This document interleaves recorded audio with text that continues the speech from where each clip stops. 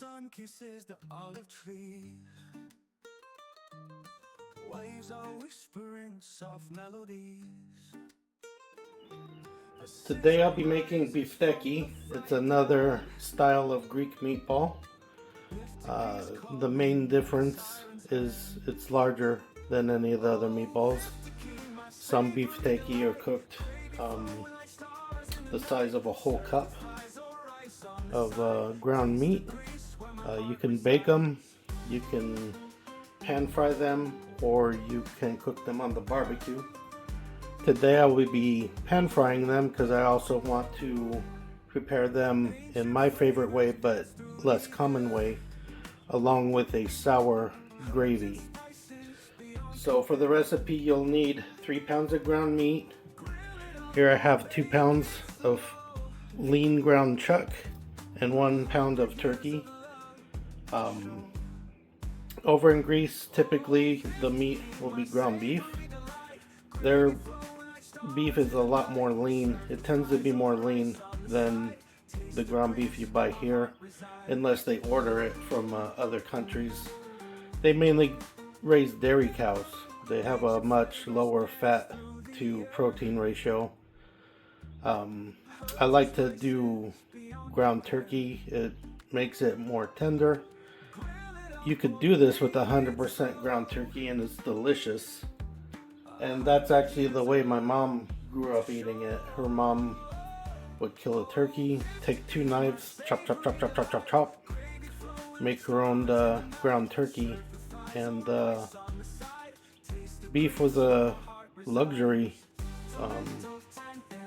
to the Greeks back in the day. My mom didn't eat beef until she was a teenager, was the first time she had it. So for this recipe, like I said, you'll need 3 pounds of ground, 1.5 onions.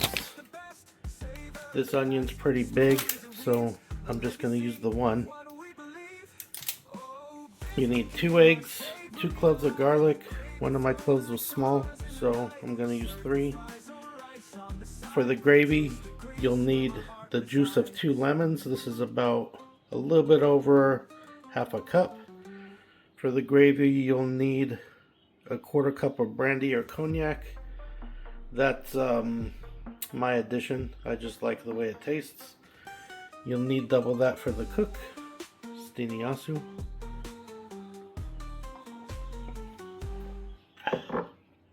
You need a 1.5 cups of breadcrumbs, 4 teaspoons of salt. I used sea salt. 1 teaspoon of pepper, 2 teaspoons of oregano, 2 teaspoons of dried parsley, or you could chop fresh parsley. I used Greek oregano, so I only used 1.5 teaspoons. It's a lot stronger than the typical oregano. I'll add the breadcrumb mixture. I'll grate up the onion and garlic, and I'll meet you back.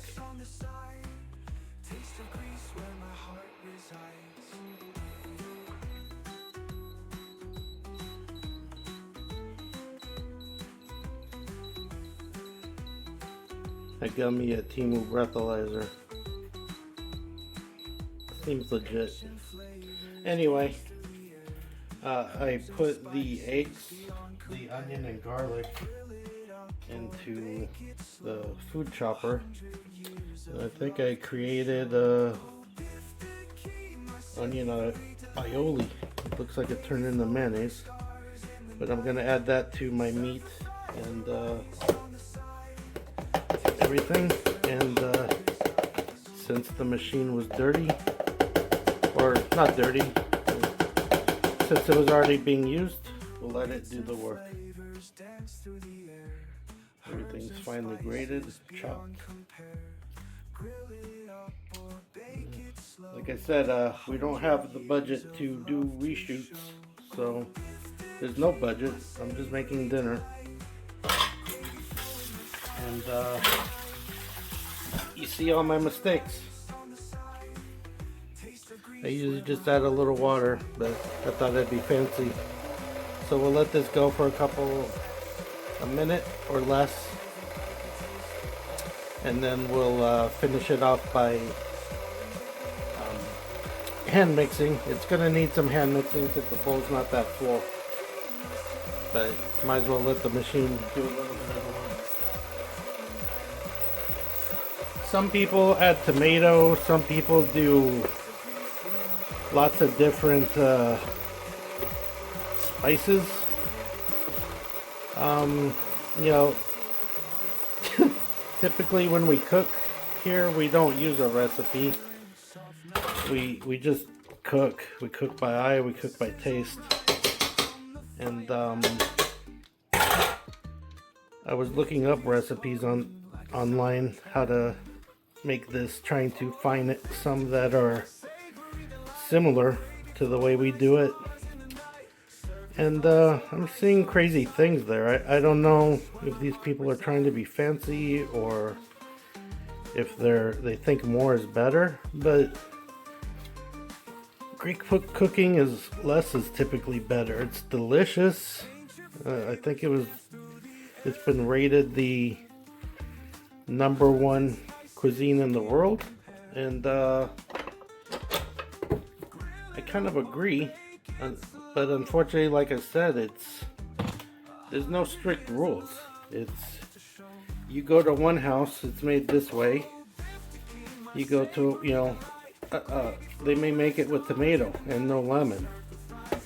You go to another house, they're adding thyme and rosemary, and the problem with all the videos I've been seeing online is they all put mustard, oregano, parsley, onion, garlic, and mint. And yes, those are all Greek ingredients, but there's 3 or 4 different meatballs. And if you start just putting all the same ingredients into each meatball, they're just going to be different shaped meatballs. They're all going to taste kind of the same. So what's the point of making keftedes over bifteki if the bifteki is just an oversized keftedes? So I don't know. I've been seeing a lot of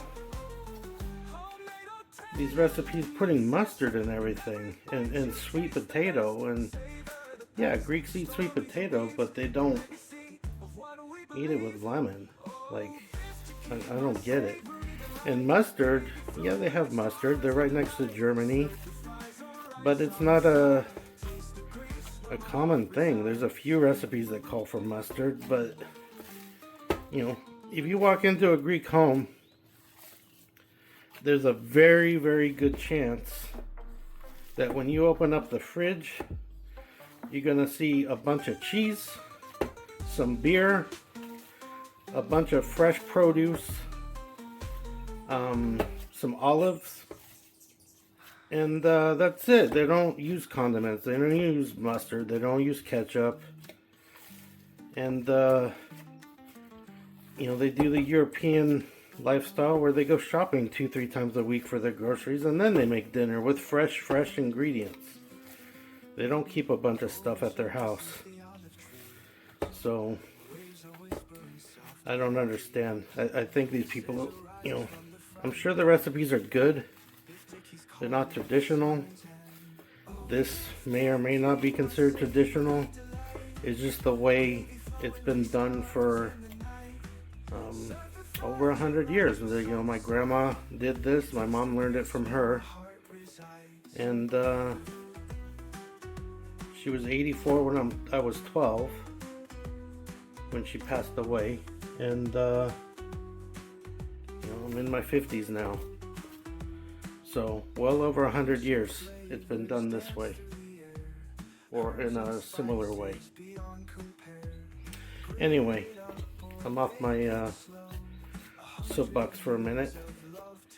Like I said, sometimes the bifteki are made this big. They're huge. Mine are about half that. It's about the size you would make for a good Italian meatball or maybe a smash burger, except they're compacted a little bit. I'm gonna make them up this size.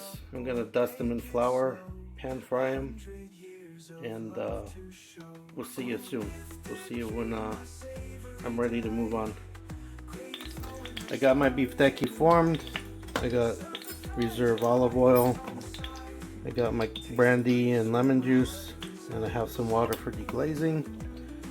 And I have the pot that everything's going to be finished in on standby. So I'll just start to brown off these beautiful bifteki. And as they brown, I'll move them into the other pot. Once I deglaze, I'll pour it over, add the lemon and brandy, and I'll fill the pot with water to cover. If you want, you can also add a little garlic and onion powder, or you could use beef stock.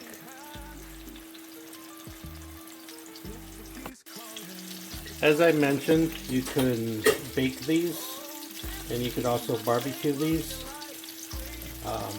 If you do so, you don't need to dust them in the flour. You just cook them as they are. These are being dusted in the flour because I'm making a gravy to go along with them, and the cooked flour helps to thicken up the gravy.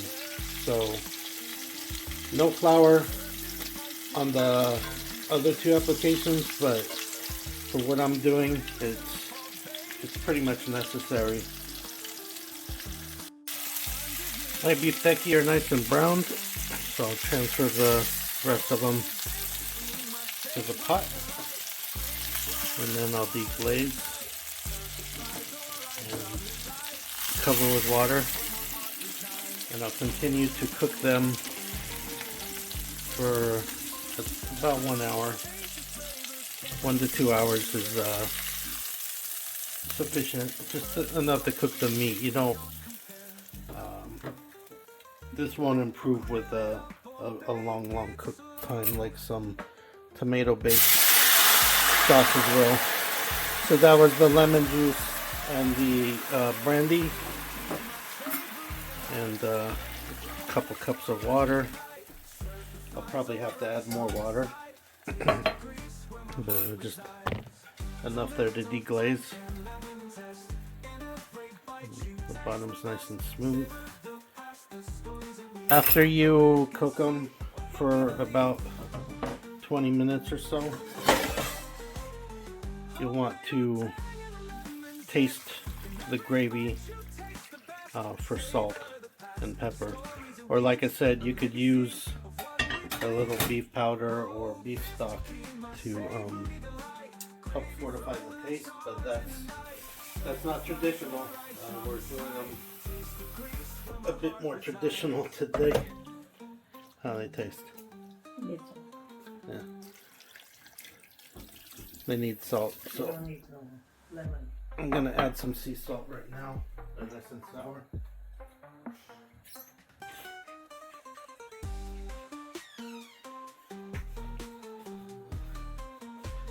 Best stuff on earth right here, straight from Paros. So what about a full tablespoon, teaspoon, and give them a flip, because like a buffo, I put all the salt on top. Buffo means dummy in Greek. And then I'll just give it all a swirl here to kind of dissipate everything. Not something we're going to be mixing. Don't want to break apart these meatballs.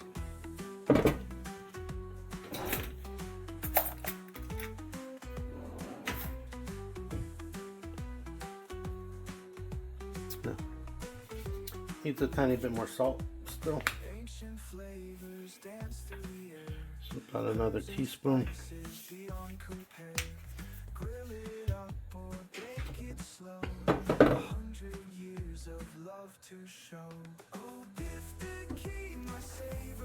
And I will do this every so often, and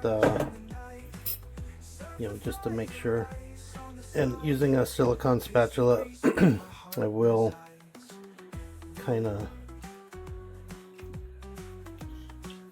disrupt the bottom, help make sure nothing's scorching. But yeah, I'm just gonna add a tiny bit more water and we're good to go.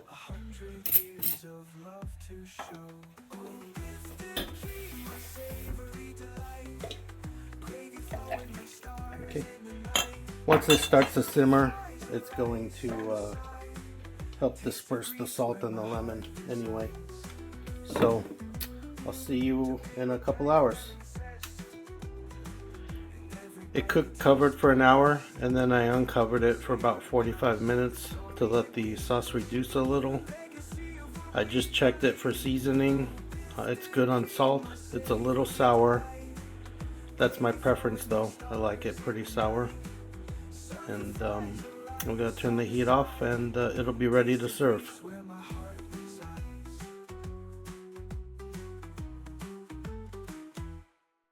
Golden sun kisses the olive trees.